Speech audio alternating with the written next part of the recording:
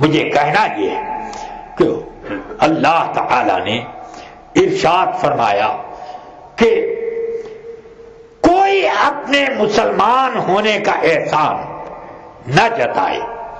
قل لا تمنوا علی اسلامکم، اے پیارے محبوب آپ لوگوں کو کہہ دیجئے، فرما دیجئے سب سے کہ لوگوں اپنے مسلمان ہونے کا احسان میرے اوپر مت جتاؤ.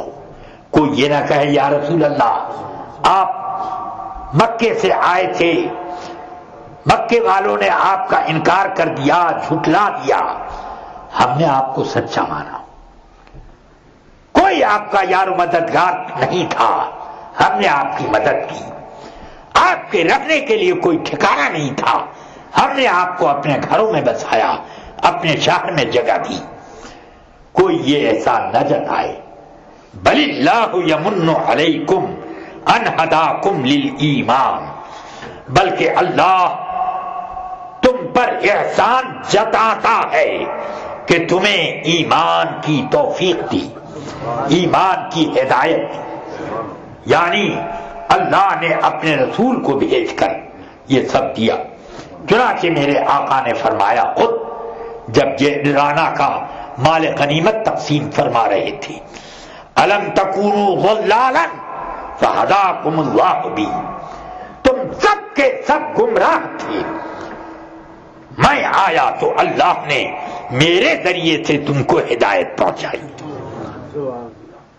الم تکونوا اعداء فیما بینکم فالف اللہ بی بین قلوبکم، تم سب آپس میں ایک دوسرے کے دشمن تھے، اور اوس اور خزرج میں ایسی لڑائی ہوتی تھی کہ ان دونوں خاندانوں میں ایک لڑائی 70 سال تک چلی، ایک لڑائی 50 سال تک چلی، ایسی لمبی لمبی لڑائی. اور ایسے ماحول میں میں آیا تو اللہ نے تم سب کو ایک دوسرے کا دوست بنا دیا میرے ذریعے سے. کنتم عالۃ فاغناکم اللہ بی، تم سب کے سب محتاج، کنگال، فقیر تھے، مجھے اللہ نے بھیجا اور میرے ذریعے سے تم سب کو مالدار بنا دیا.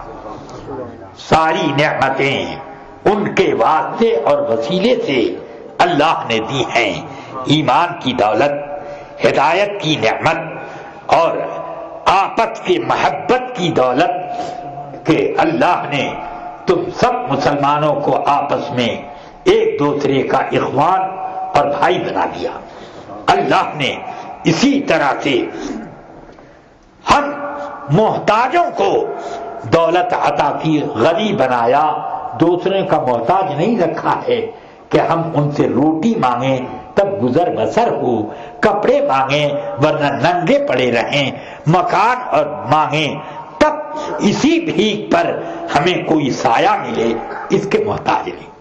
یہ اللہ نے اپنے حبیب کے صدقے میں جو کچھ ملا انہی سے ملا، انہی کے ذریعے سے ملا. ہاں لا ورب العرش، جس کو جو ملا ان سے ملا. بڑھتی ہے کونین میں نعمت رسول اللہ کی، اس لیے رفیقان ملت اس کی قدر کرو، حفاظت کرو. ایمان جاتا ہے آسانی سے اور بچتا ہے مشکل سے، اس لیے اب اگر آپ آسانیاں تلاش کرو گے تو ایمان کھسک سکتا ہے، اور اپنے آپ کو اگر سختی سے دین پر مرکوز رکھو گے تو ایمان کی اللہ حفاظت کا انتظام کرے گا. اللہ سے میں دعا کرتا ہوں یا رب العالمین اقمنا علی السنۃ والجماعہ، یا رب العالمین اہدنا الصراط المستقیم صراط الذین انعمت علیہم غیر المغضوب علیہم ولا الضالین.